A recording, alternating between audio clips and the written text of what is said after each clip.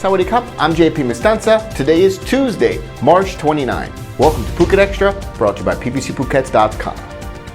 A 13-year-old boy is now dead after his head struck a pylon while he and his friends were racing on Lem Sai Pier in Talang on Monday morning. At about 11:30 a.m. at the pier in Mu 6 of Tepkasatri subdistrict in Talang, with first responders finding the boy, 13-year-old Chanachong Chai Wichan, dead from fatal head trauma at the scene. Police say that the boy was racing along the pier on motorbikes with several friends when the accident happened. The youngsters were on 3 motorbikes racing on the pier when 2 of the bikes collided, spilling their drivers and passengers onto the pier, and Chanachong, who was a passenger on one of the motorbikes, fell and hit his head on a pylon support. He was not wearing a helmet at the time. The driver was a 14-year-old primary school friend who also suffered serious injuries but was rushed to Talang Hospital where they currently remain. Others involved in the accident included an 11-year-old boy and 2 girls, a 12-year-old and a 13-year-old, all of whom lived in the area. Police have yet to reveal what action they will take over the deadly accident.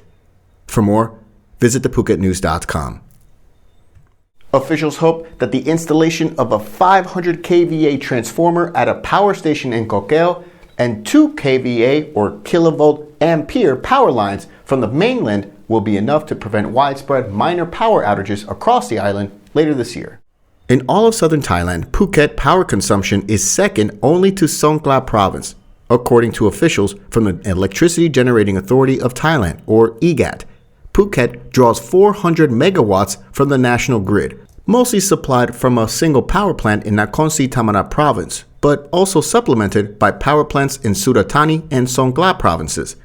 Back in 2013, Phuket and all of southern Thailand suffered an overnight power outage, and since then, EGAT has been working on a project to improve the stability of electric power supply to all of the south.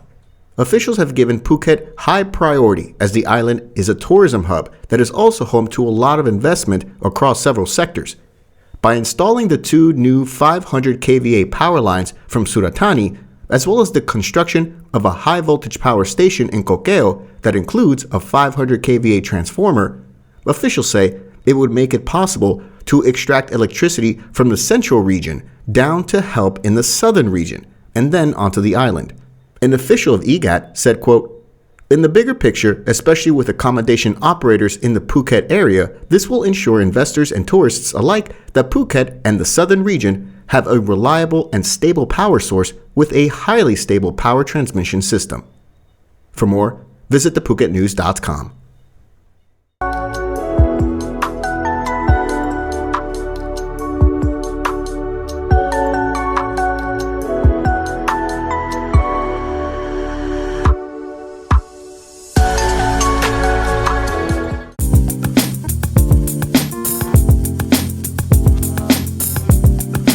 Quality guaranteed since 2012.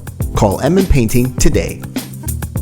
Some 30 people gathered at Phuket Provincial Hall on Monday to demand action be taken over insurance companies refusing to pay out COVID-19 coverage claims. In total, 831 people in Phuket have been affected by the defaulted payouts amounting to 98 million baht. The group submitted a formal request for Phuket Governor Narong Wuncheo to take action with 3 insurance companies specifically named by the group: Southeast Insurance, Thai Insurance Co., and The One Company. They're accused of failing to pay out COVID-19 claims, most of which were amounts not exceeding 50,000 baht. Phuket Vice Governor Pichit Panapong and Thanat Kumsantia, the director of the OIC Phuket office, met the group to receive their complaint and assured them that an investigation has been launched and that legal action could be forthcoming. For more, visit thephuket.news.com. Deputy Prime Minister and Public Health Minister Anutin has urged business operators on Khao San Road in Bangkok to forget plans to hold water splashing activities during this year's Songkran holiday next month, saying their patience and cooperation are needed to avoid the risk of another disruptive coronavirus outbreak. The minister's remarks came as Bangkok's Communicable Disease Control Committee is set to meet today to consider whether or not to allow water splashing celebrations at the capital's tourist hotspot over the Thai New Year festival, as was requested by business operators in the area.